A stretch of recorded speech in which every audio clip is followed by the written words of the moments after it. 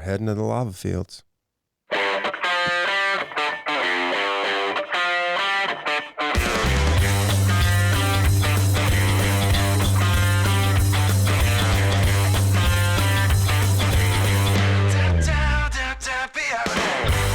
Oh, yes. The podcast everybody's been waiting for. It's October 6th, 2022. Welcome aboard, everybody. You're listening to the Crushing Iron podcast, and this is episode 623. Yep. And I do think they've been waiting about a long time for this one. Yeah, 2 years. It's day one. We're actually about, I think, 45 to 60 minutes out from day one. And you heard it right. Day one of the Ironman World Championships in Kona. Day one, because it's a 2-day event this year. And we're going to keep it short and sweet. We're going to do our picks, talk a little bit about the World Championships itself. But before we get into that, welcome. For those of you tuning in for your first time, we appreciate you giving it to us. You know, you have a lot of options in the triathlon podcast universe and just podcasts in general. Your time is very valuable, so we appreciate you tuning in today. We cover it all. We do a lot of swim, bike, and run specific podcasts. We do quite a few race recaps and race previews. But for the most part, Mike and I, as coaches, athletes, best friends, we just sit back, relax, have an open, honest discussion about what we're going through in life, both as human beings, but also as coaches and athletes ourselves. We also talk quite a lot about what our own athletes are going through. Mike and I both work with a wide variety of athletes, from beginner level triathletes looking at their very first 5K, all the way up through elite level amateurs trying to get back to Kona, and everyone in between. And while most of our athletes are here in North America, we do work with quite a few across the globe, and we use the interactions we have with them via Training Peaks, emails, text messages, and the like to drive the discussion of the day. We also utilize our Facebook group. You can search that, Crushing Iron Group. If you're going to be a part of that conversation, just answer one simple question, and we'll let you right in. Great community, great resource as well from, again, for all levels, for beginners and elites. There's a lot of great people in there. It really is a great and incredibly helpful community with a ton of experience. So if you have questions, ask them. Then we'll go in there every once in a while, at least once a month probably, and do a little Q&A. But that's it. We don't do sponsors. We don't do ads, but we do have an agenda, and that's to keep you happy and healthy in your endurance sports journey. Yeah, we do. And it was funny. I think Tuesday you asked me if you want to do the Kona cast, and I said, no, I need to do some more research. So my research is in. Research is in. It took the me numbers forever are in. to He's done it. Yeah. Burning the midnight oil, I'm sure, we're going back and going through the archives and checking historical data, checking the weather, looking at past race results, listening to 25, interviews, watching, Breakfast with Bob and listening. I mean, I can't imagine how many hours you put into to preparation for this podcast today. I was going to everybody's website and reading their blog to see if I could find like chinks in their armor. Yeah, no, I found one prediction site, and that was pretty much it. But that's pretty much. No, I have some thoughts, but I know you got a lot more. Yeah, I mean, it's an awesome day. Like, it really is. It's there's been, I think, and you kind of alluded to it, which I hadn't even thought about. It's a 2-day event this year for the first time ever. They got the women on Thursday, the men on Saturday. And they're not giving the people a break in between. They're giving the island a break in between. And I think that's the big thing this year people are looking for. I think it's amazing that they're having women on one day and men on the other day. I think the race today is going to be not as good as it could have been in the past, just because injuries. We'll talk about that in a minute. But yeah, it's the first 2-day event. I think the big question, the big magnifying glass on the whole event is from a 2-day event now is it sustainable? And you can listen, like I said before we went live, is like the most negative people in the room are always allowed. So you're always going to hear negative feedback, and you're going to read negative reviews, and you're going to hear from negative people because they're always the ones bitching. They're never happy about anything. And every city Ironman goes to, there's always pockets, right? Going back to Ironman Louisville, when you and I used to go back, they would throw tax on the road. Lake Placid, they've kind of, we don't want you guys to come anymore. You're a resort town. Get over it. Like that. That's a huge thing. And right.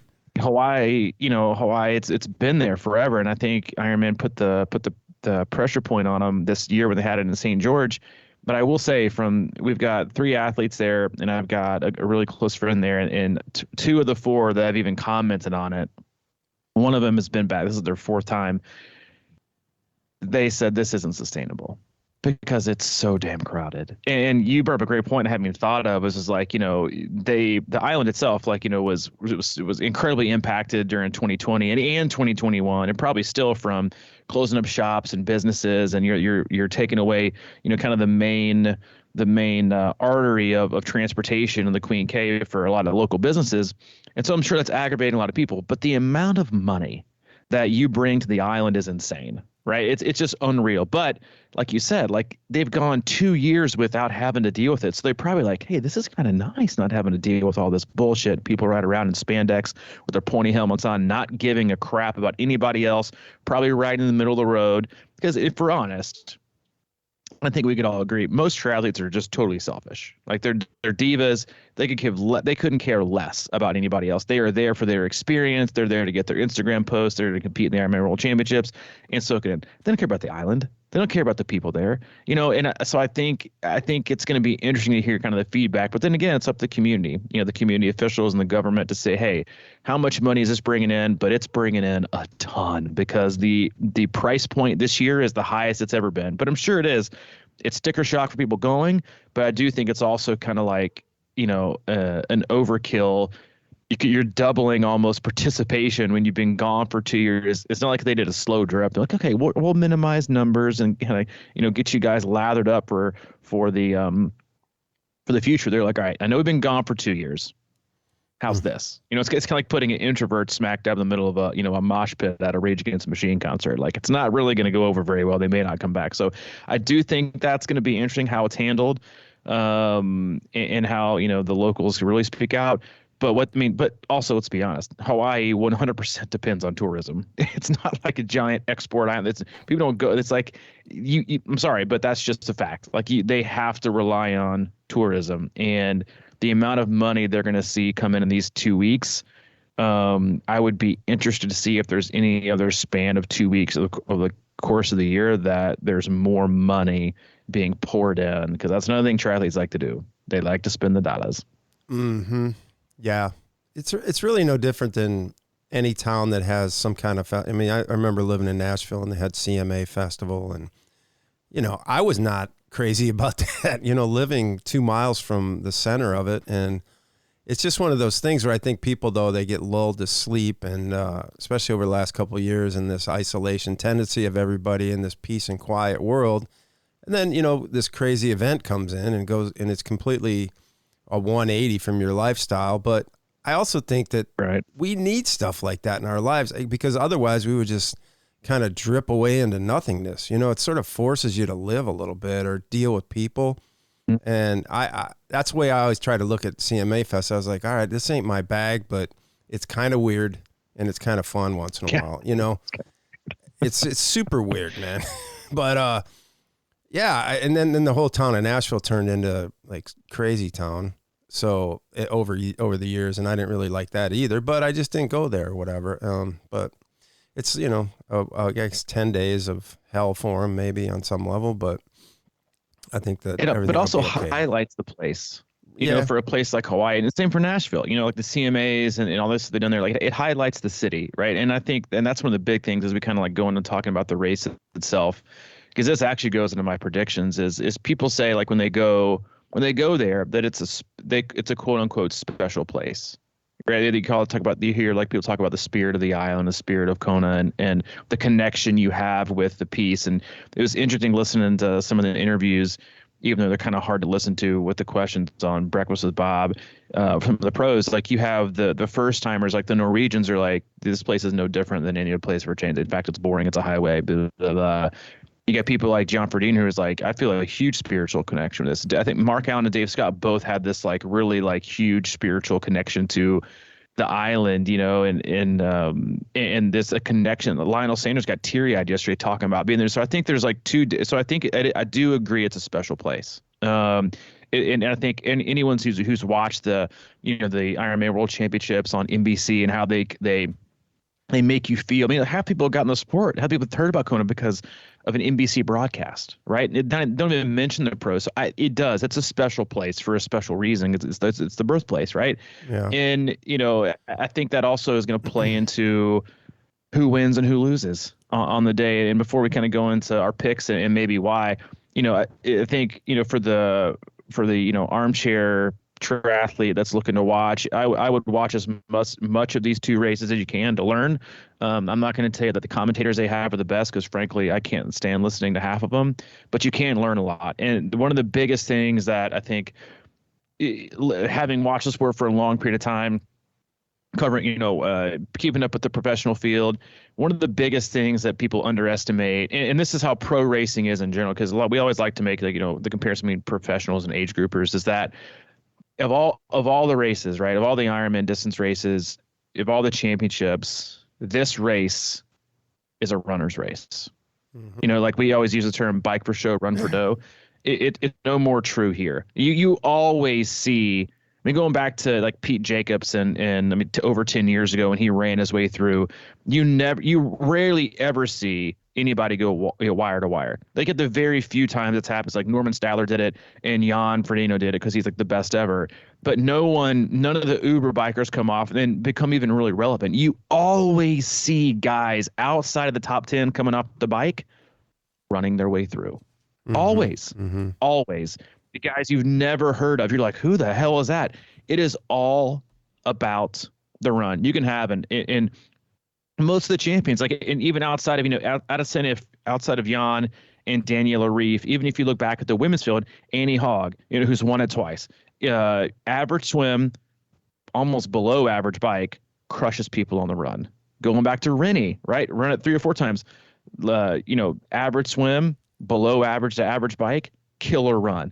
Same things with the men. You get Patrick Lange, average, pretty good swim, solid biker. People would say, oh, it does his draft off his teammates, and then incredible run, right? So that's that.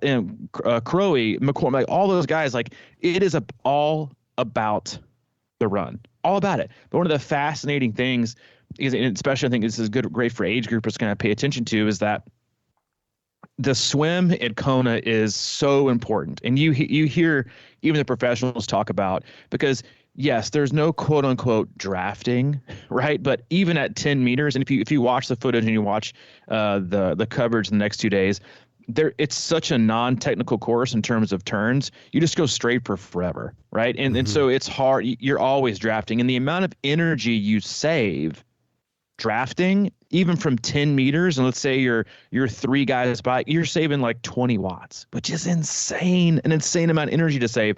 So you hear and you can see a lot of the male and female pros, they will train to swim basically all out for 2.4 miles to make the front pack of the bike. Mm-hmm. They will swim so incredibly hard to make that front pack of the bike, so they can be with the group, work with the group, right? You hear the term working with the group. That's because it's not legal drafting, but everybody knows, like, if you're 10 meters back, they've done so many studies on aerodynamics and like how much you're saving. It's insane how much you can almost soft pedal, especially the speeds these guys are going. So you'll see guys over swim and basically burn biscuits, knowing that as long as I can burn biscuits in my swim, right, which for them is going to take between 48 and 52 minutes, the female is 50 to 54, then at least I'll be with a group that knows what we're going to do, and I can at least work with them and save time. And then they're going to catch up to energy of an hour. So it's like, do I want to overswim for 48 to 52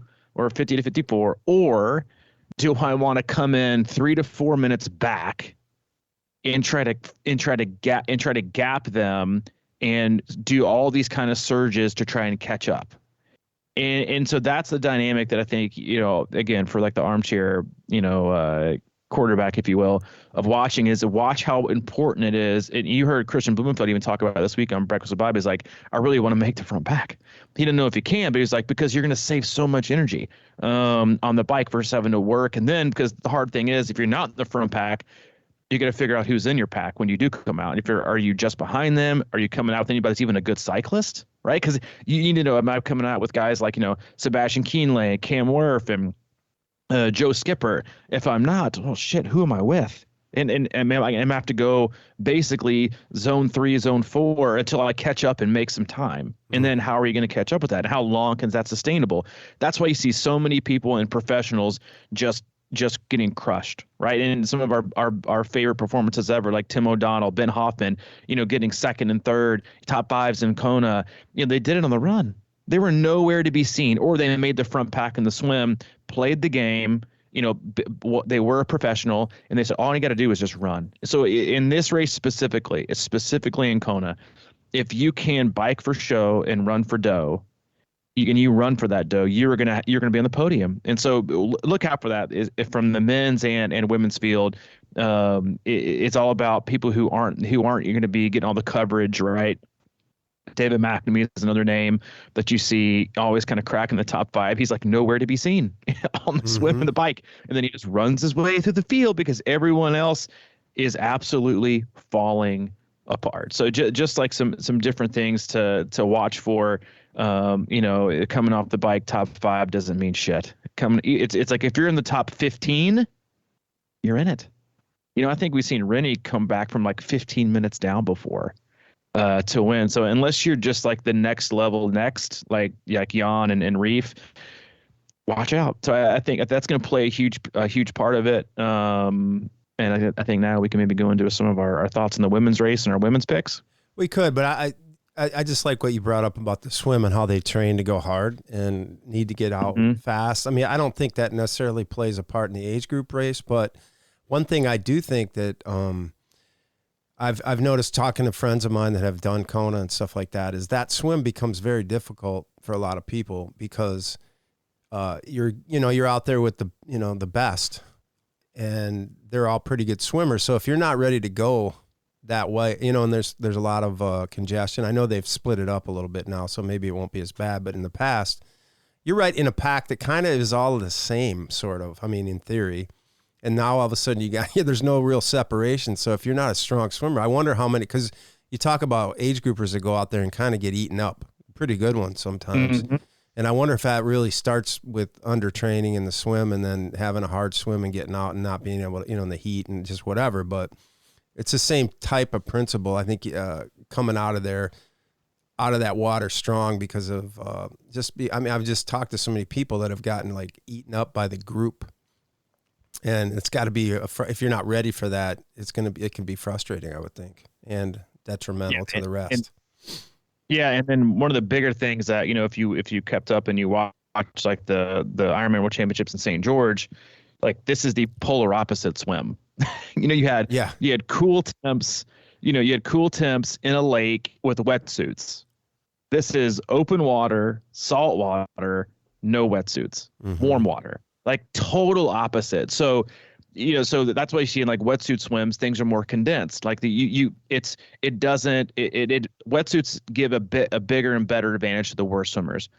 This is like major advantage to the swimmers because they will get, and I think on both sides of the field, you're going to see some of the biggest swim groups that you've seen. Usually you see like one or two guys go off the front.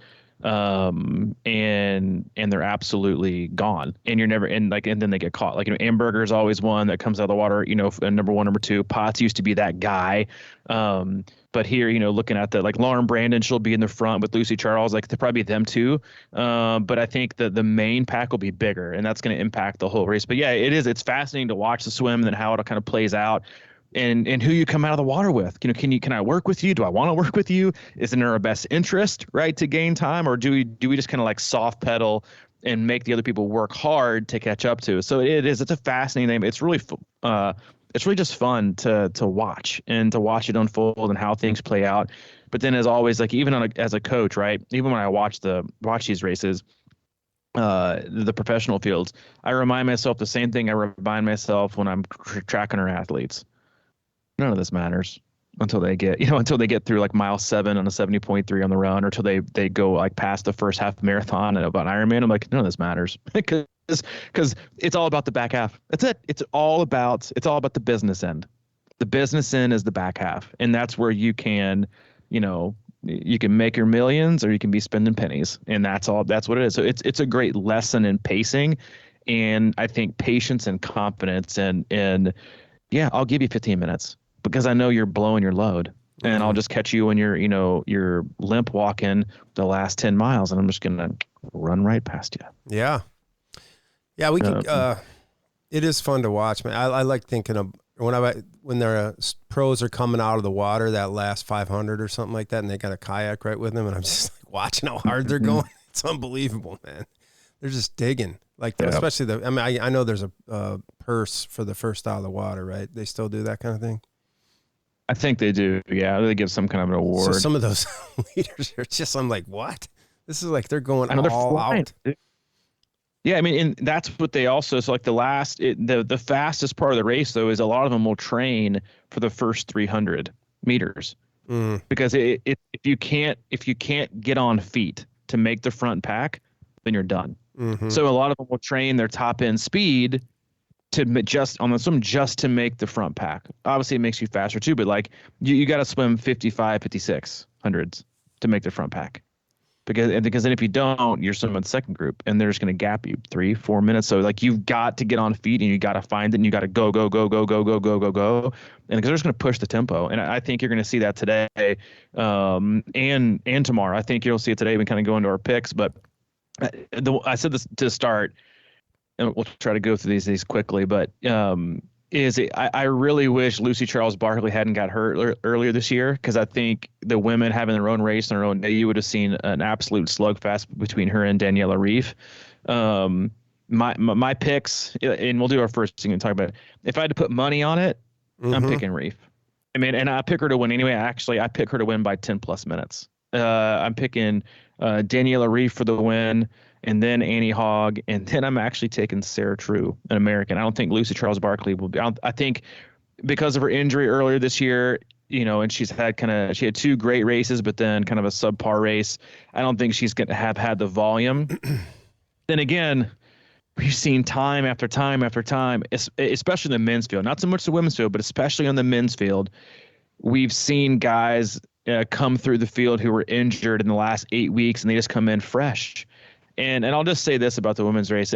Reef, to me, when you look at her, obviously what she did at St. George, when I watched the interviews with her, and this is something I really do key on, and I'll talk about in a minute too with the men's races, she looks happy. She looks happy. She looks relaxed, something that I know she said she wasn't like the last year or two with going when she was everybody thought she was done, and then she absolutely put the smack down in St. George. She looks calm. She looks happy. She looks kind of just like very confident in herself. Annie Hogg, especially to be in a runs race, she's the best runner. I just think Reef's going to have too much time on her. And I think Sarah True is actually going to put on a pretty good performance. She's one that hasn't had injuries. She got a 4th in her debut.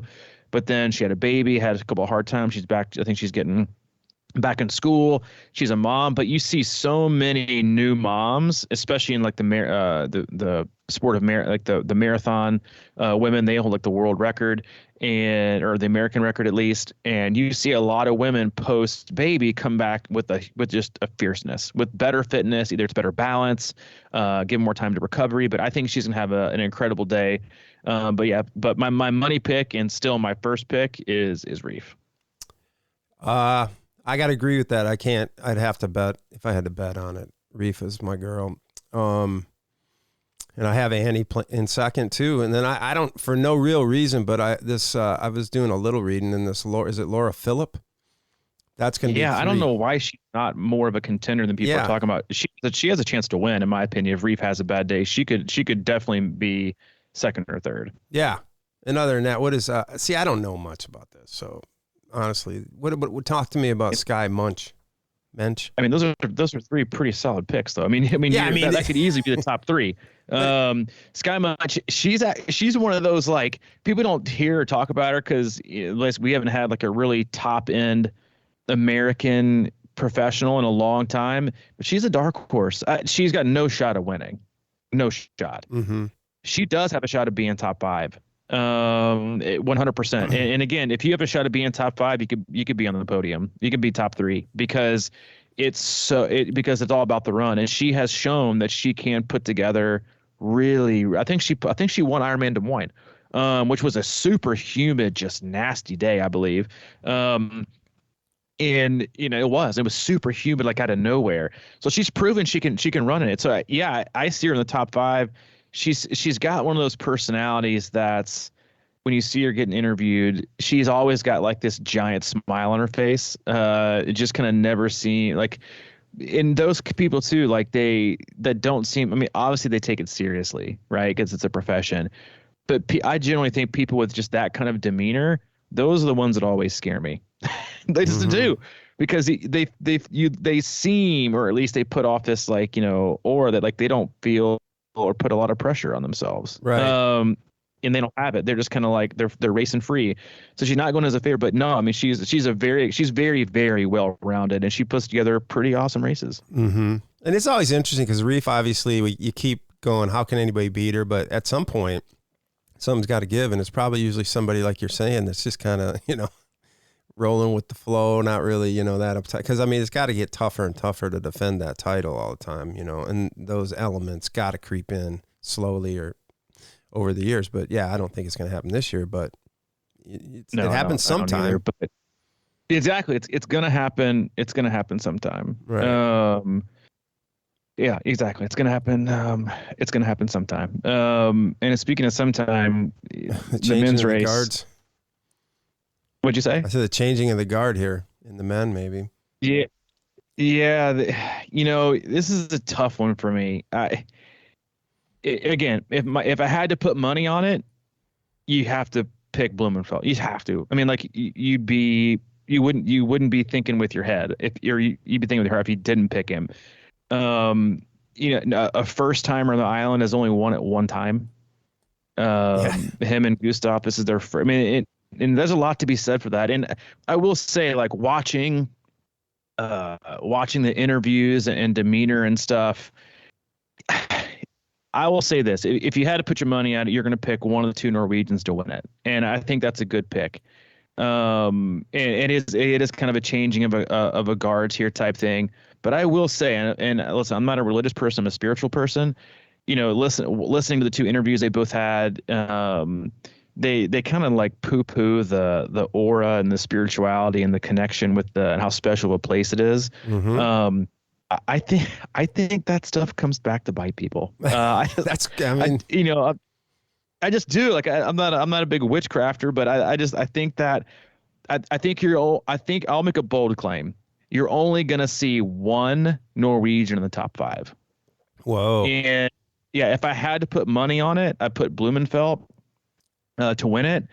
But I'll go ahead and give you my picks, and this is probably a little more heart over head, but I'm going to pick Gustav Iden for the win. I'm going to take Braden Curry for number 2, and I'm going to take Joe Skipper for number 3. Yeah, I'm a huge Braden Curry fan. I talked a little about that before we went live, and that he reminds me a lot of you listen to. Is he was leading St. George for like 95% of the race, and people thought he was just like had no business being up there. He's an incredibly accomplished athlete. I mean, he's been 4th or 5th in Kona before. He's no schmuck, and I just think that at some point the Norwegian hype train is going to come to a stop. For whatever reason. It just is. And I'll be honest, also be a little bit honest. Like I feel like they're getting a little too cocky. Yeah. I'm just gonna. I feel like it's like we know better. We are doing better. We're more scientific. We know this. We know that. We've done this. We've done that. It's really going to be this. And I even think I also think going to an athlete that I kind of rip into a lot, and for a lot of reasons, because he acts more like an age grouper, is Lionel Sanders. I don't know of this. I'll just tell you this right. He's either going to be on the podium in the top 3, or he's not going to crack the top 15. Watching his interviews, he looks like he's either given in completely, because he trains with those Norwegian guys. He's not coached, but he's actually coached by Gustav Iden's brother, Mikkel. But he's such a fanboy of them that he's either totally given up the fact that he can't compete with them, mm-hmm. or he is in this place where he's racing free because he doesn't expect to win, that he might actually have the best race of his life. And I would not be shocked to see him in the top 3. That's it. I'm sorry. He's either gonna be in the top 3 on the podium, having an amazing race, because he showed at St. George, talking about Kona being a run race. He showed at St. George he has no problem running through the field. He has no problem running through the field. He ran his way into second. He made up 2 minutes in like the last 2 miles on Braden Curry to take second. So he's done it before. And so he has this weird demeanor about him for the first time ever that I've seen. That's just really interesting. And so I think he might have a breakout race.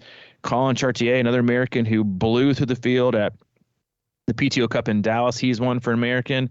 And then you can't ever count out like top 5 finishes for Tim O'Donnell and Ben Hoffman, because they've shown they can run through. But yeah, those are my picks. I'm picking Iden for the win. I love me some Braden Curry. I'm picking him for second. And then I'm actually going to pick Joe Skipper for third. He's the dude. If you don't follow it, he had a mechanical at Ironman Wales and was 25 minutes back of the lead, and then found a way to get his tire fixed and his bike back going, and then ran a 2:45 marathon for the win. So when you talk about runners, he's got to say, yeah, those are my picks. But again, my money pick, if I had $100 to put on it, I'd put it on Blummenfelt. Yeah, I'm with you on that pick. I was reading some stuff about him, man, because I haven't followed a whole lot, but I'm reading this, and you're right, man. he's a kind of a jokester, man, and taking it light for sure, and kind of messing with other athletes. It's kind of interesting to read. And as I was going through it, this guy Magnus Dietlev is like one of the guys I think he fears a little bit, so he's going to be my sleeper. But I also, like, with my heart on this thing is like, I think Eden's probably right there too, but I'm picturing, and I could be way off and he might even be injured, but I think Patrick Lange, how's he doing these days to you? Pretty good? He's that the guy. One. Yeah.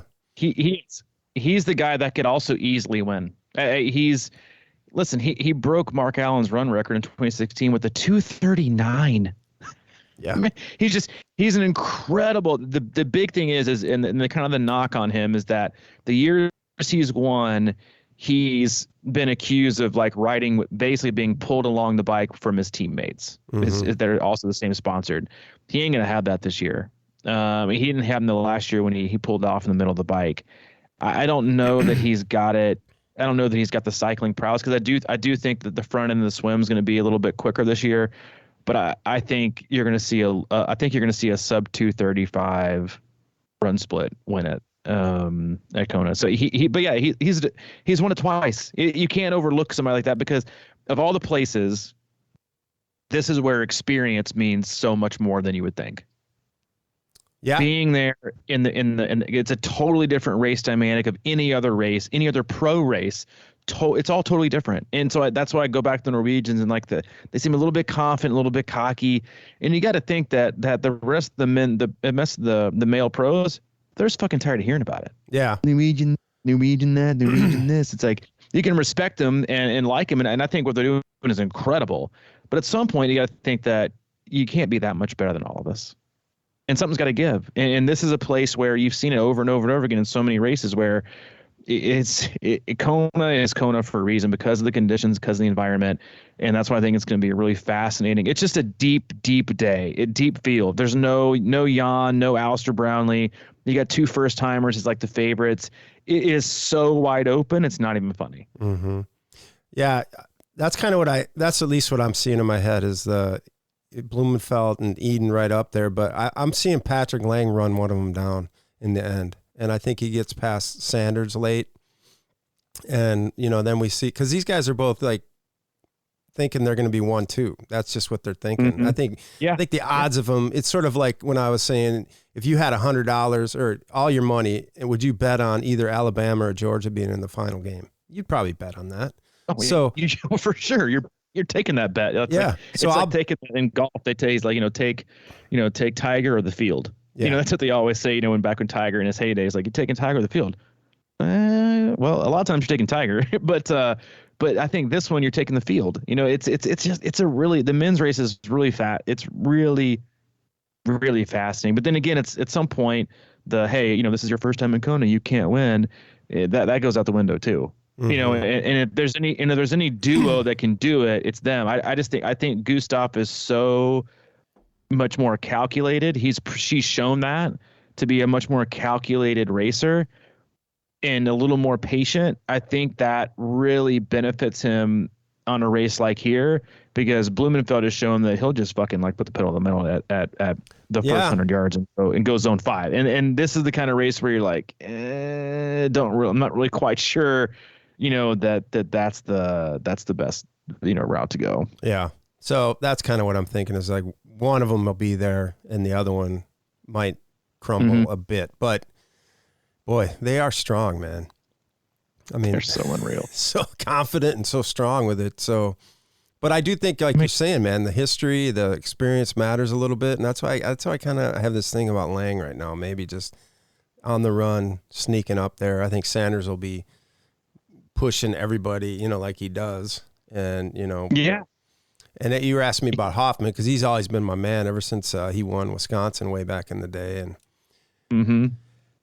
when I was kind of reading about him, of course, he raced at Wisconsin and kind of dropped out on the run up there being too cold. I thought that was kind of weird. But and then I saw his nickname's Hoffmeister General somewhere. I'm like, like, come on, man. I'd love to see him get up there, though. It'd be cool, but I don't know. Maybe. Yeah, and there's also a lot to be said for the athletes who don't race a lot. That's always been shown as like the most of the champions from the men's and the women's race. They know that it takes so much to win Kona. You've got to come in as fresh as possible. And that's why I do think that looking at some of like the workouts that these guys do, like Iden and Blummenfelt, they do like the week of, you're like, holy shit. Like, you just raced 270.3s today, like 5 days out. And so you see the guy like Jan, he wouldn't race a lot. Same with Lange. You don't pick them because you don't hear about them, because they're not racing. They're training, right? They know that I've got to take time off. I've got to take some rest, because this is the big day. This is it. I don't need to go out and race. I don't need to make points. I'm not caring about PTO rankings. Like, I know what it means to win here, but I also know what it takes to win here. And it takes a different level of fitness. It takes a different level of freshness. It takes a different level of performing and fitness and emotional. And it's so much goes into it. That's why I do think that, you see some of those seasoned veterans. That's why it is so hard to win here. It's so hard to win here for a reason. I say here like I'm there. It's so hard to win in Kona for a reason. It's not just, it hasn't been there for 1 year. It's been there for and that's why it's been so hard to win for the first time, because you got to go do it once before you can do it right. And that's why you see, the athletes you don't hear about. You're like, oh, they're not in the limelight, like Sanders and the Norwegians are on YouTube and doing this. Like, it's the ones like Braden Curry who kind of like, they could care less. They're just out there doing their business. Reef's the same way. She doesn't make it on YouTube channel. That's why everybody's a big Lucy Charles Barkley fan. It's because she's on YouTube and this and that. And they're like, Jan's the same way. He would do like, zero racing and base like 2 fulls a year. And then you got Kona. Lange, same way. Don't hear about him. They know what it takes, and they know it's all about that day. That's why I find, how it's going to unfold to be really, really interesting. Come Saturday, I don't think it's going to be nearly as fascinating today for the women's race, strictly because of Lucy Charles Barkley. She put on an amazingly insane performance of 70.3 Worlds last year that kind of put everybody on notice. And that might have been what Reef needed, because she beat the shit out of Reef last year, and then she got hurt. And so I would have loved to have seen them just kind of go to war. And Annie Hoggs had an injury, I think, earlier this year. So, and then Reef her bike prowess, she just goes through people like they're standing still. I mean, she goes through, you won't see it today. And I think that's what will happen as you truly appreciate what Reef is. You usually see her passing pro men, the back level pro men. Today, you're going to see just how far in front she is of everyone else. And I think that's no one else, and she'll be the first one to break the tape. And I think that's how you're really going to understand like how great this athlete really is. Wow. Well, you think that's better then, huh? Than not having anybody out there to chase. I know you mentioned that sometimes they get in the way and they're always pushing her and yeah, but Reef's kind of always at the front. she knows what it's like to like True. race alone basically all day long. And again, I think that suits her more, because in a race that doesn't have age group men and other male pros to help kind of draft off of, to help some of the weaker cyclists, she's used it favors the stronger cyclist, and that's her. That's why I think the huge difference is going to be the different field, because she's better riding alone. The other ones are going to need help. And there's going to be no one in her way. She's not going to have to surge past people and past, she's not going to have to surge past, some of the back of the pack top pro men. She can just ride her own race. And that's why I do think you're going to see a next level earth shattering performance from Reef today. Interesting. I always think about how weird that must feel to be way out in front in a race like that. Any race, really. At a world championships. Yeah, exactly. The world. It's bizarre. It's obviously a feeling you and I will never have, in terms of but it's got to be an interesting feeling. But the truth is they probably don't even think about it that way. They're probably doing numbers and like watching the turnaround. They're just like, I'm working my day, I'm working my power. But yeah, I do think the removal of the men's race is going to just put even more of a magnifying glass on Reef and how great a performance she's going to have. Mm-hmm. And then with Blummenfelt, guys like that's sort of that, when you think about the freshman that comes in and just goes off in the Final Four, it's like they just don't know any better sometimes. So sometimes that's a good thing. Yep. So it could be interesting. A good thing. Yeah. But that's you got it. me Those curious are about this Curry guy, man. I'm going to be watching him. Yeah, you should. I think you're like he has a looping run too, which reminds me of you. Yeah, I think you're gonna dig Braden Curry. He just seems like he's a cool guy too. I'm really pulling for him, especially for how they listen to the commentators at St. George, like people just didn't give him the time of day. It was like he's a pretty fucking great triathlete. Like he's accomplished. So yeah, pulling for him. But again, and just to name him off, because I think we're 7 minutes out from the female pro women start here. Big shout out to our athletes: Mark Phillips, Mark Strasser, and Dave Condon racing. Strasser's racing today, and then a close friend of both you and I, and a bit of the podcast, Elise Galagos, racing today. Big ups to them, and we'll be pulling for you all. Watch Kona, embrace it, learn a lot, and if it motivates you, go get it, because you never know when it's not going to be in Kona anymore. As always, we love you. We appreciate you. Soak it in. It's the best weekend for the sport. Go to our website as well, c26triathlon.com. It's our one-stop shop for all things coaching camps and community. If you're looking for coaching in 2023 to finish out this year, or even our new training plan package, go to our website and check that out. And if you need anything from Mike, he's available, crushingiron@gmail.com. If you need anything from me specifically, c26coach@gmail.com. All right, go Matt Hansen. I like that guy. See you, dude. All right, see you.